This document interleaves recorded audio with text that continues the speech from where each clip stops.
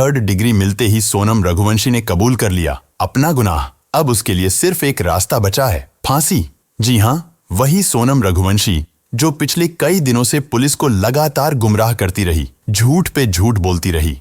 अब पुलिस की सख्ती के आगे उसने अपना हर एक गुनाह कबूल लिया है और जो कुछ भी उसने पुलिस को बताया वो किसी हॉरर फिल्म की स्क्रिप्ट से कम नहीं था। सोनम के इस कबूलनामे के बाद खुद पुलिस भी हैरान रह गई, उनके पसीने छूट गए। आखिर एक महिला इतना खौफनाक प्लान कैसे बना सकती है? इस केस को पुलिस ने रेयरेस्ट ऑफ द रेयर करार दिया है और सारे सबूतों को इकट्ठा करके अब फांसी की सजा दिलवाने की प्रक्रिया शुरू कर दी गई है। सिर्फ सोनम ही नहीं, उसका आशिक राज कुशवाहा भी अब जुर्म कबूल कर चुका है। आखिर कैसे भोले भाले राजा को सोनम ने अपने आशिक के साथ मिलकर मौत के घाट उतारा? इसके बारे में अब तक आपने जो भी सुना है वो अधूरी कहानी थी, लेकिन आज मैं पूरे फैक्ट्स, सबूत और पुलिस के अनुसार आपको इस केस का वो एक एक सच बताने वाला हूं जिसे आप लोगों से अब तक छिपाया गया है। लेकिन वीडियो शुरू करने से पहले मेरी आपसे एक छोटी सी गुजारिश है। आज आप भले ही चैनल को सब्सक्राइब ना करें, लेकिन इस वीडियो को अंत तक जरूर देखिए और कमेंट में सोनम जैसी कातिल के लिए और राजा के जस्टिस के लिए अपने मन से कुछ ना कुछ जरूर लिखिए, ताकि पूरे देश को पता चल सके कि कितने लोग राजा के सपोर्ट में हैं। मार डालो इसे। मेघालय की वादियों में सोनम के द्वारा कहे गए ये सिर्फ 3 शब्द नहीं थे। ये वो खंजर था जिसने एक पति के सीने को नहीं, बल्कि उस रिश्ते को छलनी कर दिया जिसे हम और आप शादी कहते हैं। मेघालय की वादियों में जब सोनम ने कहा मार डालो इसे, तो हर कसम, हर वादा खून से लथपथ जमीन पर पड़ा था। इस कहानी की शुरुआत होती है 1 अक्टूबर 2024 को। रामनवमी का दिन था और रघुवंशी समाज का भंडारा था। इसी दिन समाज के लोग शादी के योग्य लड़के लड़कियों के नाम समाज के रजिस्टर में लिख देते हैं। सोनम की फैमिली वालों ने जब उस रजिस्टर में राजा रघुवंशी की डिटेल्स पढ़ी तो उन्हें लड़का अच्छा लगा। एक तो राजा का काम भी अच्छा था, दूसरा वो इंदौर का ही रहने वाला था। उसके बाद सोनम की माँ का राजा के घर फोन आया। वो लोग मिलने आए, फिर लड़का लड़की आपस में मिले और बात पक्की हो गई। लेकिन शुरू में ही राजा ने एक ऐसी बात नोट की जिसे उसके परिवार वाले अगर समझ जाते तो शायद राजा की जान बच भी सकती थी। राजा ने एक दिन अपनी माँ को बताया कि सोनम मुझ में इंटरेस्ट नहीं ले रही है। राजा दरअसल सोनम के साथ फिल्म देखने जाना चाहता था। सोनम ने इसके लिए मना कर दिया। राजा फोन भी करता था तो सोनम उससे बात नहीं करती थी। राजा की माँ ने इस बारे में सोनम से पूछा तो उसने कहा, मैं ऑफिस में बिजी होती हूँ, इसलिए बात नहीं कर पाती। तब राजा के परिवार ने इस पर ज्यादा ध्यान नहीं दिया। उन्होंने सोचा कि शायद सोनम सही कह रही हो। फिर आया 10 मई का वो दिन। दोनों की शादी हो गई। दोनों का परिवार खुश था, मगर यहाँ पर एक ट्विस्ट आया। राजा शादी के बाद कश्मीर घूमने जाना चाहता था, लेकिन पहलगाम हादसे के बाद वो प्रोग्राम उसे टालना पड़ा। लेकिन तभी सोनम ने बिना राजा से पूछे मेघालय की टिकट बुक कर दी। जब सोनम ने ऐसा किया तो राजा भी हैरान हुआ। उसने अपनी माँ को बताया कि सोनम ने मेघालय की टिकट बुक करा दी है। टिकट हो गया था, इसलिए माँ ने भी अधूरे मन से कह दिया, ठीक है चले जाओ। हनीमून पर जाने से पहले ही सोनम ने हनीमून के नाम पर राजा से अपने अकाउंट में 9,50,000 रुपए ट्रांसफर भी करवा लिए थे। दोनों पति पत्नी 20 मई को हनीमून के लिए मेघालय रवाना हुए थे। 22 मई को दोनों शिलांग के मावलखियाट गांव स्थित शिपारा होम स्टे में ठहरे थे। लेकिन 23 मई को उनके साथ कुछ ऐसा होता है जो किसी हॉरर स्टोरी से कम नहीं है। दरअसल 20 मई को राजा और सोनम गुवाहाटी एयरपोर्ट में लैंड करते हैं। फिर वो लोग कामाख्या देवी के दर्शन करने के लिए जाते हैं। असम में 1 से 2 दिन घूमने के बाद 22 मई को राजा और सोनम शिलांग में पहुंच जाते हैं। वहां के एक लोकल रेंटल एजेंसी से वो लोग एक स्कूटी किराए पर लेते हैं और उसी स्कूटी से आसपास के कुछ जगह घूमते हैं। अगले दिन यानी कि 23 मई की सुबह 5:30 पर वो लोग अपने होटल से चेकआउट कर लेते हैं। वो लोग अपने लगेज बैग को स्कूटी में कैरी करके घूम नहीं सकते थे, इसीलिए उनके पास जितना भी कीमती सामान था उसे वे एक छोटे बैग में डालते हैं और बाकी का लगेज उसी होटल के रिसेप्शन में छोड़ देते हैं। उस दिन सोनम का फास्टिंग था, इसलिए वो लोग एक दुकान से कुछ फ्रूट्स खरीदते हैं और कॉफी पीते हैं। उसके बाद वे लोग उसरा हिल्स की तरफ बढ़ते हैं, जो कि शिलांग से लगभग 60 किलोमीटर दूर है। वहां पहुंचने के बाद दोपहर करीब 1 से 1:30 बजे के बीच सोनम अपनी सासू माँ से फोन पर बात करती है। Hello hello. हाँ मैं राजा का फोन चल नहीं हुआ अभी नहीं हुआ, बस हम चढ़ाई कर रहे हैं। है? हम ऊपर चढ़ गए फिर फोन लगाते हैं। इसी कॉल रिकॉर्डिंग से पता चलता है कि राजा और सोनम को नीचे जाकर जहां घूमना था वो उस जगह पर ऑलरेडी घूम चुके थे और करीब 1:30 बजे के आसपास अपने स्कूटी के पास लौट रहे थे। ये राजा और सोनम का आखिरी कॉल होता है, क्योंकि 1:47 पर जब राजा के बड़े भाई सोनम को कॉल करते हैं तो सोनम का मोबाइल रिंग तो होता है लेकिन कोई रिसीव नहीं करता। राजा का फोन तो पहले से ही स्विच ऑफ था, लेकिन 24 मई को सोनम का फोन भी बंद हो जाता है। अब यह क्लियर हो जाता है कि 1:20 से लेकर 1:47 के बीच ही कुछ अनहोनी हुई थी। राजा के बड़े भाई विपिन तुरंत शिलांग पहुंचते हैं। जब वे होटल पहुंचते हैं तो वहां पता चलता है कि राजा और सोनम 23 मई की सुबह 5:30 पर चेकआउट कर चुके थे और उनका लगेज अभी तक वहीं रखा हुआ है। तब से इस बैग को कोई लेने नहीं आया। ये सुनते ही विपिन को यकीन हो जाता है कि कुछ न कुछ तो अनहोनी हुई है, जरूर दोनों किसी मुसीबत में हैं। राजा और सोनम का घर वालों से बात हुए 1 दिन से ज्यादा हो चुका था। ऊपर से पूरा नॉर्थ ईस्ट भारी बारिश की चपेट में था। कई जगह बाढ़ और लैंडस्लाइड की वजह से रेड अलर्ट लगा हुआ था। ऐसे में समय रहते खोजबीन नहीं होती तो उनका मिलना मुश्किल हो जाता। इसलिए राजा के बड़े भाई विपिन ईस्ट खासी हिल्स पुलिस को इन्फॉर्म करते हैं, लेकिन खराब मौसम की वजह से पुलिस भी ज्यादा कुछ नहीं कर पाती। इसलिए खुद ही राजा के फैमिली वाले राजा और सोनम को ढूंढना शुरू कर देते हैं। राजा और सोनम ने अपने ट्रिप की कई फोटो और वीडियो अपने परिवार को भेजे थे। इन्हीं में से एक फोटो में पीछे एक पोस्टर दिखता है, जिसकी मदद से वे उस स्कूटी वाले तक पहुंचते हैं जिससे राजा ने स्कूटी किराए पर ली थी। वो बताता है कि उस स्कूटी में GPS ट्रैकर लगा है, जिससे उसकी लोकेशन पता चल जाती है। जब लोग वहां पहुंचते हैं तो पाते हैं कि स्कूटी एकदम ठीक तरीके से पार्क की गई है, चाबी अभी भी उसमें लगी है, जो अजीब बात है। लेकिन स्कूटी के साथ जो हेलमेट दिया गया था वो भी गायब था। अब भी पुलिस इस केस को उतनी गंभीरता से नहीं ले रही थी, लेकिन जब मध्य प्रदेश के मुख्यमंत्री और सांसद इस केस में दिलचस्पी दिखाते हैं तब जाकर सर्च ऑपरेशन तेज होता है। लेकिन खराब मौसम की वजह से रेस्क्यू करना मुश्किल हो जाता है। मगर ऐसे हालात में भी वहां के लोकल लोग राजा और सोनम को ढूंढने में आगे आते हैं। करीब 50 रेस्क्यू टीम बनाई जाती हैं, जिनमें लोकल्स, पुलिस, SDRF, NDRF और NGO के लोग मिलकर सर्च ऑपरेशन शुरू कर देते हैं। जहां ये लोग नहीं पहुंच पा रहे थे वहां ड्रोन और हेलीकॉप्टर की मदद से सर्च ऑपरेशन चलता है, लेकिन लगातार बारिश की वजह से काम बहुत मुश्किल हो जाता है। बारिश लगातार हो रही थी, जिसके चलते काफी दिक्कतें हो रही थीं। 2 जून को यानी कि लापता होने के 10 दिन बाद जहां स्कूटी मिली थी वहां से 25 किलोमीटर दूर एक बॉडी मिलती है। हाथ में एक टैटू बना हुआ था और उसमें राजा लिखा हुआ था। जब पुलिस वाले विपिन को ये बॉडी दिखाते हैं तो विपिन उसे पहचान लेते हैं कि ये तो उनके ही भाई की बॉडी है। सबका जो डर था वो सच हो जाता है।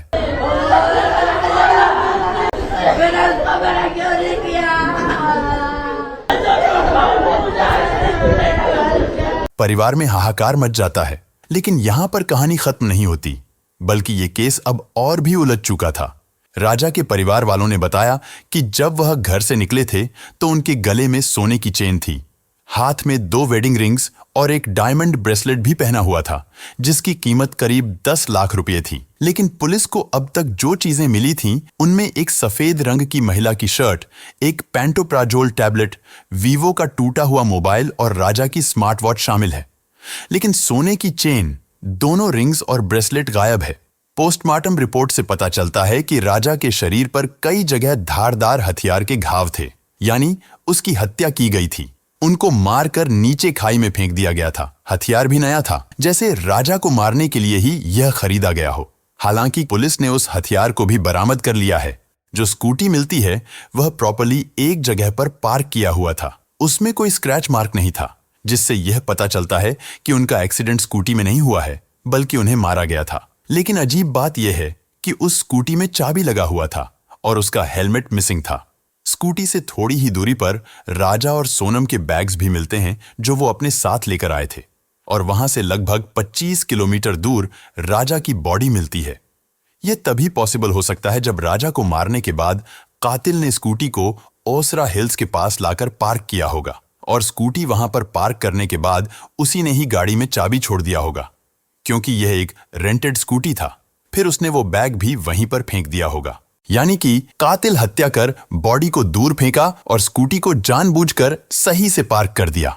ताकि सर्च ऑपरेशन गुमराह हो जाए। राजा की हत्या 23 मई को हुई थी, लेकिन उसकी लाश 2 जून को मेघालय के प्रसिद्ध वेई सावडोंग फॉल्स के पास एक गहरी खाई में बेहद सड़ी गली हालत में मिली। शरीर पर गहरे जख्म थे। सिर और पीठ पर धारदार हथियार के 2 घाव साफ नजर आ रहे थे। इन सब साक्ष्यों से साफ हो गया कि यह कोई हादसा नहीं, बल्कि सोची समझी और खौफनाक हत्या थी। अब तक पुलिस इसे लूटपाट का मामला मान रही थी और सोनम रघुवंशी की तलाश में जुट गई थी, जो उसी दिन से लापता थी। पुलिस को शक था कि लुटेरों ने राजा को लूटने के बाद उसकी हत्या कर दी और संभव है कि सोनम को भी मारकर कहीं फेंक दिया हो। जैसे ही ये खबर मीडिया के जरिए आम लोगों तक पहुंची, हर कोई सन्न रह गया। लोगों में गुस्सा फूट पड़ा और वे सड़कों पर उतर आए। विरोध प्रदर्शन शुरू हो गया। जनता के भारी दबाव के बाद पुलिस ने तुरंत विशेष जांच टीम SIT का गठन किया और सोनम की तलाश को प्राथमिकता दी। लेकिन इस मामले की दिशा तब पूरी तरह से बदल गई जब एक स्थानीय गाइड अल्बर्ट पीडी ने पुलिस को बताया कि 23 मई को उसने राजा और सोनम को 3 अनजान युवकों के साथ फॉल्स की ओर जाते हुए देखा था। इन तीनों युवकों की सबसे चौंकाने वाली बात यह थी कि वे सभी हिंदी में बात कर रहे थे। इसके बाद पुलिस ने CCTV फुटेज खंगाले। फुटेज में राजा, सोनम और 3 अज्ञात युवकों को एक साथ घूमते देखा गया। जब पुलिस ने सोनम के मोबाइल की कॉल डिटेल रिकॉर्ड CDR निकाली, तो कई संदिग्ध कॉल्स इंदौर और यूपी के नंबरों पर मिलते पाए गए। इसके बाद मेघालय पुलिस ने इंदौर और यूपी की पुलिस के साथ मिलकर दोनों ही राज्यों में अलग अलग जगह छापेमारी करके 4 लोगों को पकड़ लिया। इनमें राज कुशवाहा और विशाल चौहान को इंदौर से, आकाश राजपूत को इंदौर के पास से और आनंद कुर्मी को बीना से गिरफ्तार कर लिया गया। शायद सोनम को इस बात की भनक लग गई थी कि उसके साथी अब पुलिस की गिरफ्त में आ चुके हैं। इसी डर से उसने आत्मसमर्पण करने का फैसला किया और फिर 8 जून की रात करीब 1 बजे यूपी के गाजीपुर में एक ढाबे पर एक लड़की बदहवास हालत में पहुंची। उसने काले रंग की टी-शर्ट और लोअर पहन रखा था। बाल बिखरे हुए थे। चेहरा बेहद थका हुआ लग रहा था, जैसे कई दिनों से सोई ना हो। डर और घबराहट उसके चेहरे पर साफ झलक रही थी। लड़की ने ढाबे वाले लड़के से कहा, भैया क्या मुझे आपका फोन मिलेगा? मुझे अपने घर वालों से बात करनी है। ढाबे वाले ने बिना सवाल किए अपना फोन दे दिया। जैसे ही लड़की ने कॉल किया, वो रोने लगी। उस वक्त कोई नहीं जानता था कि ये लड़की कौन है। वहीं मौजूद कुछ महिलाओं ने उसे पहचानने की कोशिश की, लेकिन किसी को भी यह अंदाजा नहीं था कि ये वही सोनम रघुवंशी हो सकती है, क्योंकि गाजीपुर मेघालय से करीब 1100 किलोमीटर दूर है। फोन पर भाई से बात करने के बाद सोनम वहीं एक चारपाई पर बैठकर फूट फूट कर रोने लगी। तभी उसी नंबर पर सोनम के भाई का कॉल आया। उसने ढाबे वाले से कहा, भाई साहब आप तुरंत पुलिस को फोन करो। ढाबे वाले ने फौरन पुलिस को सूचना दी। करीब 30 मिनट बाद पुलिस मौके पर पहुंची। जब सोनम ने अपनी पहचान बताई तो पुलिस समझ गई कि यही वो लड़की है जिसकी तलाश में मेघालय पुलिस पिछले 17 दिनों से जुटी हुई थी। फिर सोनम को गाजीपुर पुलिस अपने साथ ले गई और बाद में मेघालय पुलिस को सौंप दिया गया। सोचिए, जो सोनम पिछले 17 दिन से लापता थी, जिसे सबने मरा हुआ मान लिया था, वही सोनम जब उसके साथियों की गिरफ्तारी होती है तो कैसे खुद ही अपने भाई को फोन करती है। अगर वो निर्दोष थी और जिंदा थी तो क्या ये काम पहले भी नहीं कर सकती थी? पूछताछ में जो खुलासा हुआ उसने पूरे मामले की दिशा ही बदल दी और पुलिस भी हैरान रह गई। शुरुआती पूछताछ में सोनम ने सच छुपाने की हर मुमकिन कोशिश की। बार बार बयान बदले, झूठी कहानियां गढ़ी और पुलिस को गुमराह करने की कोशिश की, लेकिन सख्त सवालों और सबूतों की मार के आगे उसका झूठ ज्यादा देर टिक नहीं सका। धीरे धीरे परतें खुलने लगीं और सच खुद ब खुद बाहर आने लगा। सोनम रघुवंशी ने जो कहानी पुलिस के सामने बयां की, वह किसी थ्रिलर फिल्म से कम नहीं थी। शुरू में डरी और कमजोर दिखने वाली सोनम की चुप्पी तब टूटी जब मेघालय पुलिस ने उसे रिमांड में लेकर गहराई से पूछताछ की। जांच अधिकारियों के अनुसार सोनम ने जिस सच्चाई को कबूला, उसने इस केस की हर परत को खोलकर रख दिया। गिरफ्तारी के बाद जब सोनम को गाजीपुर से इंदौर लाया गया तो रास्ते में ही उसने पुलिस को कई ऐसी बातें बताई जो इस केस के लिए बेहद जरूरी थीं। सोनम ने बताया कि जब उसने राजा से शादी की तभी तय कर लिया था कि इस शादी को ज्यादा दिन तक नहीं चलाना है और एक सही वक्त पर राजा को खत्म कर देना है ताकि वह अपने प्रेमी राज कुशवाहा के साथ शादी कर सके। अब उसने जो पुलिस को बयान दिया उसमें उसने बताया कि उसके प्रेमी ने ही उसे बार बार समझाया था कि अगर तुम राजा को हटा दोगी तो तुम्हारे घर वाले भी हमारी शादी के लिए मान जाएंगे। और यही सोचकर उसने राज को भरोसे में लेकर साजिश रचनी शुरू की। सोनम ने कबूला कि राजा बहुत अच्छा इंसान था, वह उसे बहुत प्यार करता था, लेकिन वह हर वक्त बस उसकी निगरानी करता था। सोनम को बार बार लगता था कि वह आजाद नहीं है और यही सोचकर उसने तय कर लिया कि राजा को रास्ते से हटाना ही सही फैसला है। उसने यह भी बताया कि उसके पिता की तबीयत खराब थी, इसीलिए वह अपने प्रेमी से शादी नहीं कर पाई थी और राजा को एक समझौते की तरह स्वीकार कर लिया था, लेकिन दिल से कभी उस रिश्ते को अपनाया नहीं। सोनम ने स्वीकार किया कि उसका अपने पति राजा रघुवंशी से रिश्ता महज एक सामाजिक बंधन बनकर रह गया था। शादी के बाद भी वह लगातार अपने प्रेमी राज कुशवाहा के संपर्क में थी। सोनम और राज के बीच शारीरिक और मानसिक रूप से गहरा रिश्ता था और दोनों चाहते थे कि राजा की जिंदगी से स्थायी रूप से छुटकारा मिल जाए।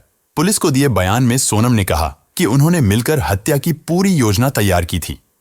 इसके तहत राज कुशवाहा ने अपने 3 दोस्तों विशाल सिंह चौहान, आकाश राजपूत और आनंद सिंह कुर्मी को साथ जोड़ा।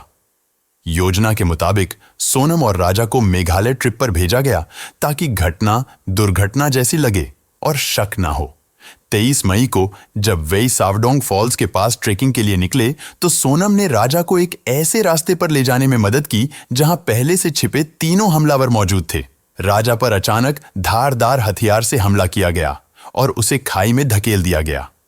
सोनम ने बताया कि वह सब कुछ जानते हुए भी वहीं से वापस लौट गई और फिर फरार हो गई। पूछताछ में सोनम ने साफ कहा कि इस पूरी हत्या के पीछे उसकी मंशा राजा से छुटकारा पाकर राज कुशवाहा के साथ जिंदगी शुरू करने की थी। उसने इस साजिश के लिए आर्थिक मदद भी की, कॉल्स और मीटिंग्स के जरिए हत्यारों को निर्देश भी दिए।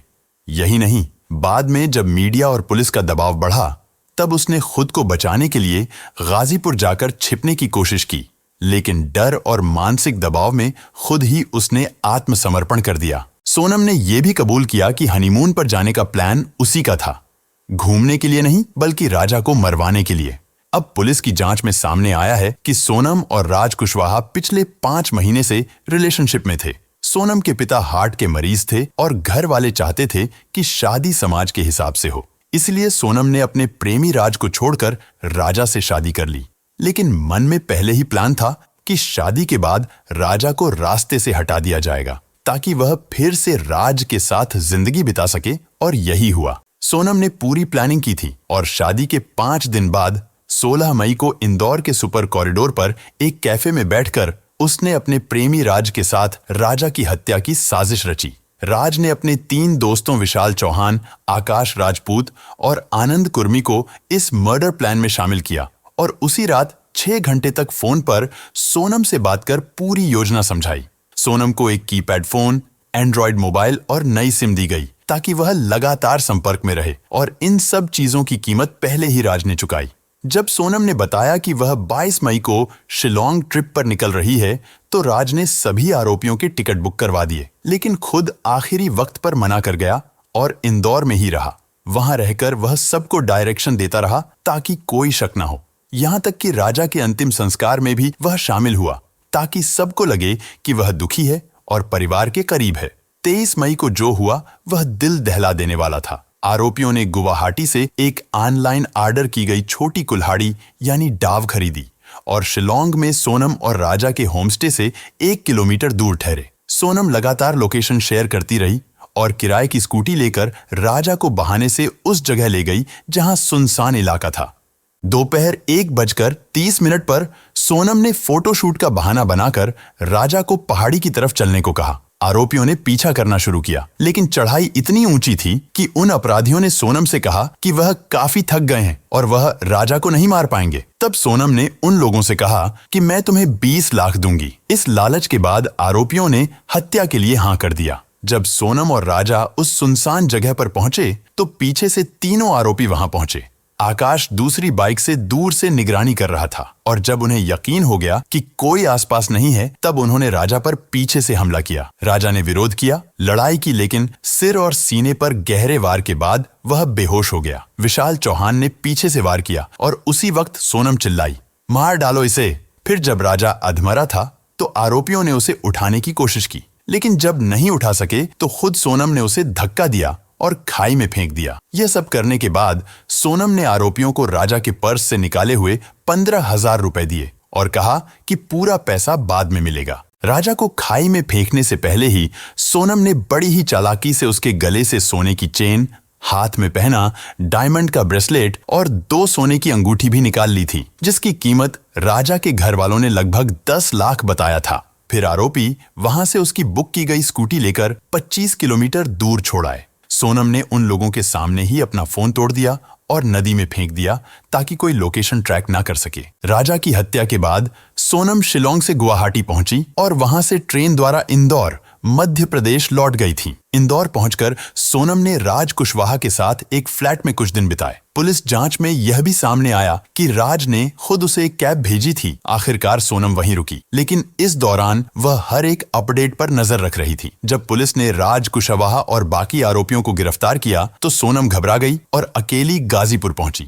जांच में सामने आया कि सोनम ने हत्या के कुछ दिन पहले ही नए मोबाइल में एक नई सिम डलवाई थी ताकि पुलिस को ट्रैकिंग में दिक्कत हो। इस नंबर से वह सिर्फ अपने प्रेमी और बाकी आरोपियों के संपर्क में थी। उसने ही फोन पर राज को पूरी जानकारी दी कि वह शिलोंग कब निकल रही है, कौन सा होटल बुक किया है और राजा के दिन भर की एक्टिविटी क्या क्या होगी, ताकि हमलावर उसे फॉलो कर सकें।